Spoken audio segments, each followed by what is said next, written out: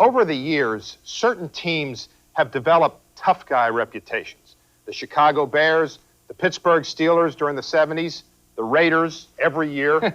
Add to that list, Steve, the newest bullies on the block, the Houston Oilers, a team that actively cultivates a bad boy image.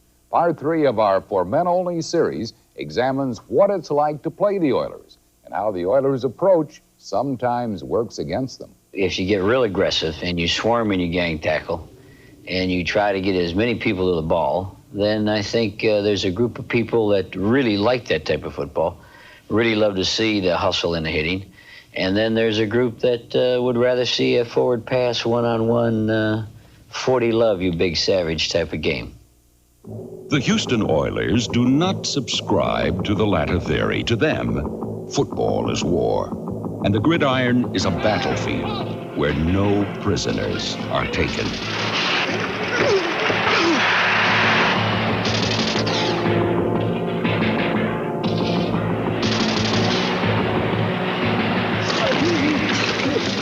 Like the Raiders of old, these Oilers like to engage in both physical and psychological warfare.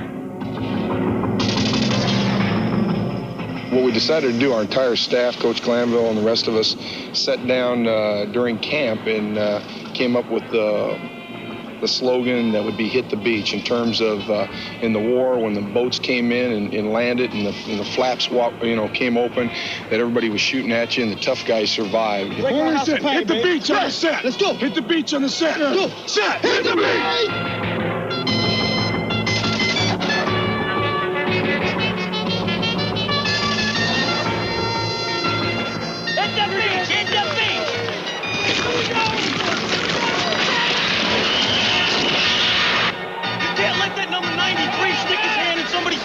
Every play over there. Let's go, man.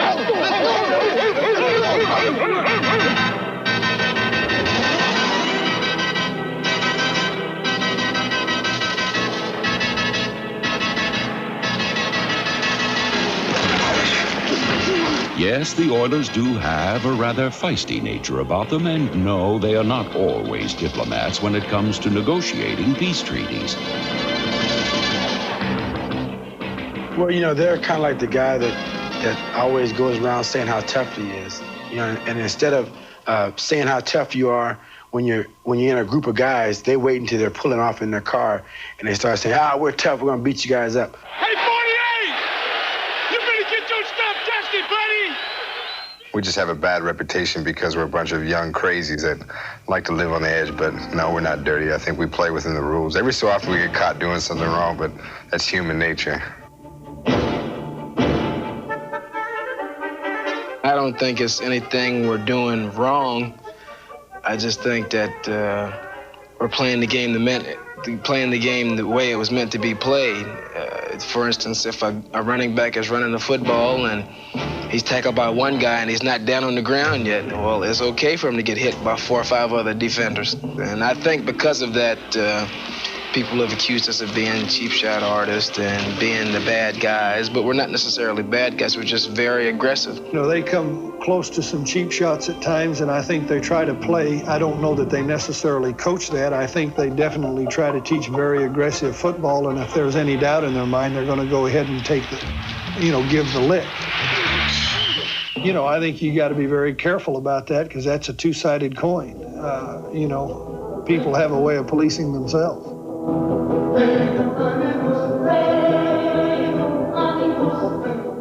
Filthy football. This guy tries to blow his knees apart in the last play.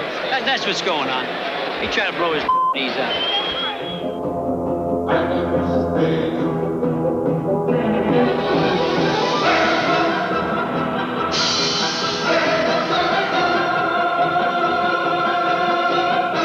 Like warriors of old, the Oilers know that to live by the sword is to die by it. But more times than not in the past season and a half, they have been the predator, not the prey.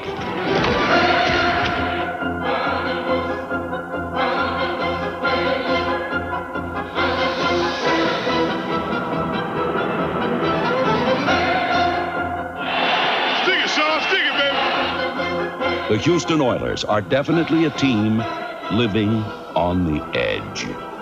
But after gaining a playoff berth in 1987 and winning 4 out of their first 6 games in 1988, they will likely continue to march to the beat of their own different drummer and play a brand of football that truly is for men only.